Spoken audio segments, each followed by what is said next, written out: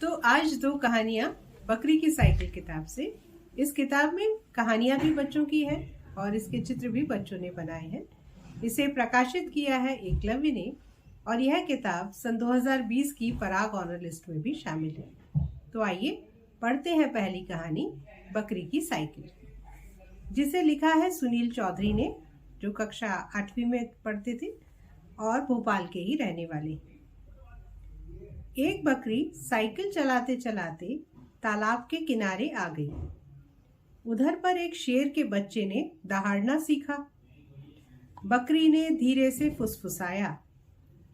शेर के बच्चे ने तालाब में झांका तो उसे तालाब में एक चिमनी दिखी। शेर मंद मंद मुस्कुराना सीखा। बकरी शेर के पास गई।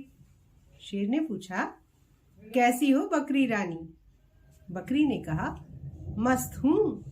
शेर ने कहा, अपने पांव पर कुल्हाड़ी मारना, इसका क्या अर्थ है? बकरी ने कहा, इसका अर्थ है जैसे तुम्हारे पास एक हिरण का बच्चा आया था और तुमने उसे खा लिया, इस प्रकार हिरण ने अपने पांव पर कुल्हाड़ी मार ली और बकरी अपने घर चली गई। आइए पढ़ते हैं दूसरी कहानी, जिसका नाम है भूत। इसे लिखा है बाबूलाल ने, जो कक्षा 5वीं में पढ़ते थे और वो भी भोपाल के रहने वाले। एक दिन की बात है कि रात में मैं टॉयलेट के लिए घर से निकला। टॉयलेट करने के बाद मैं घर की ओर चलने लगा कि तभी एक भूत नजर आया। तो मैं बहुत डर गया था। मैंने दौड़ के घर के अंदर जाकर माता जी को जगाया और यहाँ की सारी बात बताई।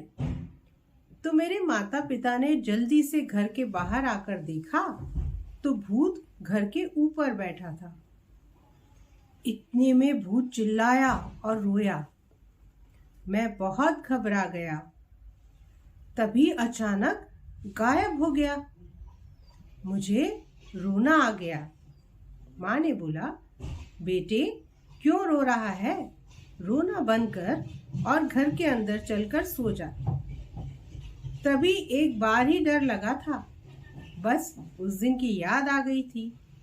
मैं सुबह उठा और चाय पी, खाना खाया और पाठशाला आकर मैंने अपनी टीचर को सारी बात बताई। टीचर बोली कि इसमें डरने की कोई बात नहीं है, सब ठीक हो जाएगा। यह थी कहानी भूत। और ये है किताब बकरी की साइकिल।